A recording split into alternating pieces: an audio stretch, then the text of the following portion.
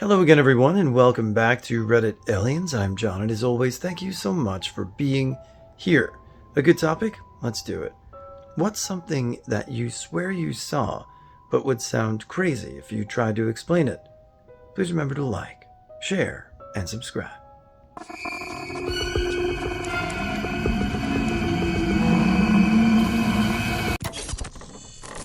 When I was a kid, I spent my summers in Louisiana with my grandparents. On one trip, we all went and stayed with my great grandmother, 104, at her farm. I was 11 or 12 at the time. It had a cool pond, and there was an old abandoned train track about 100 yards from the house and a lot of grass. There were no trees in the front. There were not a lot of rooms, so I slept on the couch in the living room. That night, there was a thunderstorm, not uncommon, and not being a great sleeper, I just sat on my knees, watching the storm through the big front window. It was inky black. There was no light except for the occasional flashes of light. When the lightning flashed, I could see the whole front yard all the way to the railroad tracks. Then it happened. Flash. I saw someone standing next to the tracks, motionless, just standing there, facing my direction. It wasn't a tree, as there weren't any trees. I immediately started to freak out a bit and became hyper-focused on that exact spot, waiting for the next flash so I could see what it was. It didn't take long, maybe 20 seconds. Flash. Nothing. I must have stayed up another hour at least, watching the storm, constantly looking for the figure. I got zero sleep that night, and no one believed me the next day. My aunt's neighbor died. She and I were a bit close when I was younger, so she left me some blank journals with art she made in jewelry, and I had trouble holding them because knowing they belonged to the deceased made me anxious. The week after that, I couldn't find the items, and I panicked. So I told my aunt, who swore she was alive, and I saw the neighbor again. Nobody remembers telling me she died. Nobody remembers the journals and jewelry, and I've made myself go crazy at this. I was around 8 and spending a weekend with my grandparents along with my cousin. We were in a catalog customer service area of a mall department store, waiting for our grandmother, while our grandfather placed an order for an item not in stock. A tall, elderly man entered the area dressed in what looked to be mid-19th century clothing, including a top hat. He had a peculiar stride, drawing his knees high, almost a march, and walked past us into an opening we assumed was a small hallway for restrooms. As we waited, he never came back out. Before leaving, we peeked into the small hallway, which only held 3 payphones. No restrooms, no doorways, or other exits. It was empty. The man had just walked in there and poofed. A few years ago, I asked my cousin if she remembers this, and she does. I've seen some strange things, but this one has always puzzled me. I was at a bar, Boxcar in Raleigh, North Carolina, in 2018. It was fairly empty early in the evening. I see a guy at the bar who looks familiar. Longer hair and a beard, medium complexion. He looked Hispanic, and for some reason, I walked near him and said, "Yo, hey, Jesus." Jesus pronunciation in Spanish. I don't know why I said that, other than he looked like what I expected Jesus to look like. He turned and a sense of calm washed over me. I hadn't even had a drink yet, mind you. He touches my left shoulder in a friendly way and says, "Enjoy yourself, child." I said, "Sure thing," and got distracted by the bartender. Relay. He had my drink ready. I look back and the guys are gone. Here's the thing. At the time, I had a tear in my upper left bicep tendon. Constant minor pain and weakness in the shoulder and bicep. That night, it didn't hurt. I chalk it up to drinking, but it never hurt after that night. Strength was back and all was well. I told a couple of close friends that they thought I was nuts, so I never talked about it to anyone until they came across this. When I was around 5 or 6 years old, I heard someone talking in our backyard. I went to open the door, and it was a completely different reality. I basically assumed the role of a father of 3 kids in their 50s. I experienced so many things a 5-year-old would have had no way of knowing or understanding, but I did, or well, the guy I was living vicariously through did. It lasted so long that I celebrated 3 birthdays in that experience. My mom walked into the living room, and saw me just standing there with the door open. I was unresponsive, and she shook me until I came to. In middle or high school, I would be learning things that I already known about World War II and the general political warfare that was happening in the 1950s. It is still the single most haunting or disturbing thing I have ever experienced. My mom says I used to be an extremely overactive kid, but one day I just changed and became way more mature and laid back. I believe that day was this experience. I would give anything to A, know what happened, and B, why it happened. My parents had a pet toy poodle when I was a little kid. I watched him open a closed or latching door in our house. I'd seen it happen a few times before that, but he was always on the other side of the door, and I assumed somebody just opened it for him and walked away. One day I happened to be in the room with him and watched him do it. He kept jumping up toward the doorknob with his front paws outstretched, twisting the whole body once he got near it. It took about a dozen tries, but the little guy actually did it. It was in the late 1980s. I was not drunk, high, or otherwise impaired. I had stepped outside my house one night and saw balls of different colored lights hovering very low to the ground. Even if I weren't dumbstruck by seeing this, I couldn't call anyone to say, "Hey, come and look at this," because it was late and my children and neighbors would have been in bed. It only lasted a few minutes, and they were gone.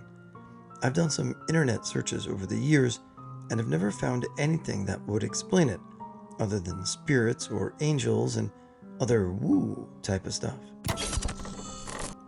I was driving on a 4-lane highway. Everyone was going about 75 miles per hour, and it was starting to rain. The SUV in front of me swerved, spun around in a perfect circle, and then kept driving straight as if nothing happened. As I drove past, it was a mother with kids in the back seat, and she looked, as I glanced, like a ghost. Another time I was rock hopping in a stream and came upon a spider on a rock that had somehow caught a small fish and was drinking its blood. How? When I was 13 or 14, I was out playing with a bunch of kids from the neighborhood on a very rare rainy day.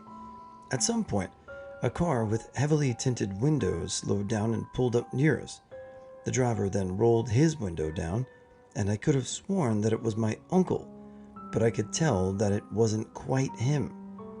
I really can't describe it other than being the same as those dreams you have where you see a person you know, but there's something wrong with their face that makes you sure that this is someone else masquerading as them.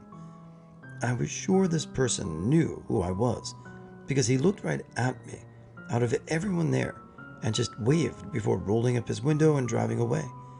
I even said his nickname in confusion because I couldn't really understand how this person looked so familiar.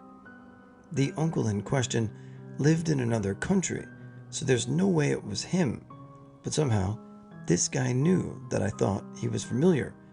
A super strange event that I look back on from time to time. I once got home from work and put my phone on the coffee table to relax and watch TV, and it flew off the table. I really didn't think much of it, so I picked it up and put it back on the table, only for it to fly off the table 20 minutes later. Still not fazed, I put it back on the coffee table, but I made sure to put it in the middle so it didn't fall off again. About an hour later, I was walking to the bathroom, and my phone once again flew off the coffee table. Now I was kind of skeptical about what was going on. I placed my phone back in the middle of the coffee table and said, if there was something here trying to send me a message, push my phone off the table. The phone sat stagnant for about 15 seconds before it slid across the table onto the floor. Now I was freaked out. My wife had just gotten home, so I told her to come into the room and watch what was happening.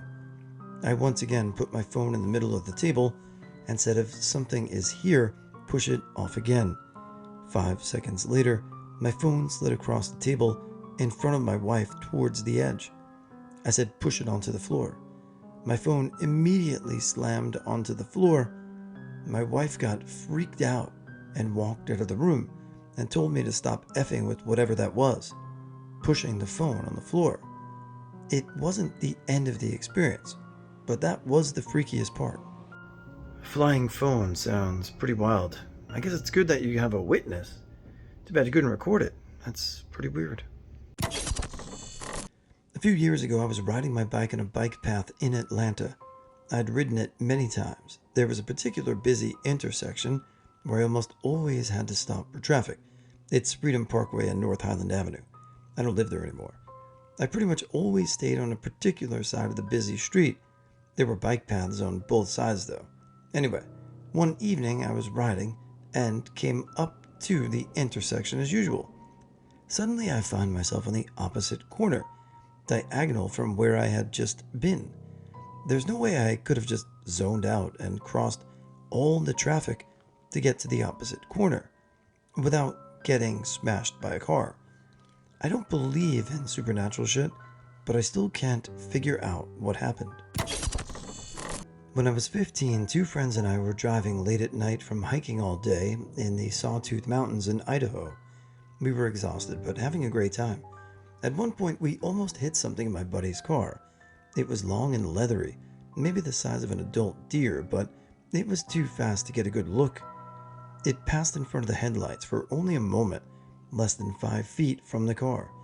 Aaron hit the brakes. We skidded to a stop, and we had a moment where we caught our breath. No one wanted to be the first person to say something, but Dallas from the back seat shouted, "Holy shit, was that a dinosaur?" I don't know if what we almost hit was in fact a dinosaur, but I had been thinking the exact same thing. I'm a magnet for paranormal activity. It's happened multiple times, and it has always been witnessed. Once, when I was helping at an elementary school, my best friend and I were stripping the cafeteria floor to put down fresh wax. We were discussing which one of us was going to move the last table. It moved itself 30 feet across the cafeteria and put itself neatly at the end of the row of tables we had lined up against the wall. This happened at the oldest school in our state. Another time, we were all at a Civil War era cemetery, and now his ex-wife and I both saw what appeared to be about a 16-year-old boy in a Civil War dress, kneeling down next to a gravestone with a rifle slung over his shoulder. My friend from the first story and I were coming back from working at another school.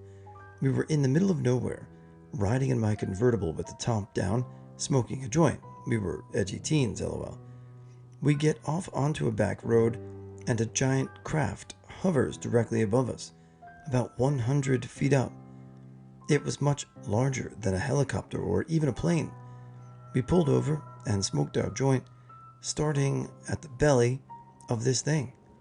I had no idea what it was. Crazy shit that I would never have believed had I not experienced them firsthand. Short-range ball lightning is the best way I can phrase it. During broad daylight, it seemed like the size of maybe a softball, red hot and shimmering like maybe it was fire. I thought maybe it was something with the nearby power lines, but it wasn't connected to a line. And when I moved my head to either side for extra binocular vision like a cat, the object or matter or whatever was hard to pinpoint what it was behind versus in front in the environment.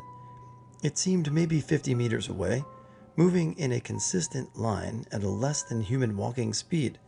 I thought I was seeing a faraway airplane on fire, but then it blinked out of existence. No idea. I don't believe in anything paranormal. I thought maybe I was having a migraine-related hallucination. I have 3. One, when I was a kid, there was a knock on the front door. I opened it to find my dad standing there in his work uniform. He completely ignored me and went upstairs. I followed him and he disappeared. I went into the living room to find him lying on the couch in normal clothes. He and my mom insisted he'd been in that spot for the past hour. 2, walking down the street with my cousin. An old car went past and backfired. It was the first time I'd ever heard that noise. I thought it was a gunshot and got a huge fright. I jumped and yelled. My cousin asked, "What?" All I managed to reply was, "It went bang." She was like, "What?" Then all of a sudden, as though time were replaying itself, the car drove past, going in the same direction again, and backfired. She heard it that time and was like, "Oh my god, you just predicted the future." 3 is similar to 2.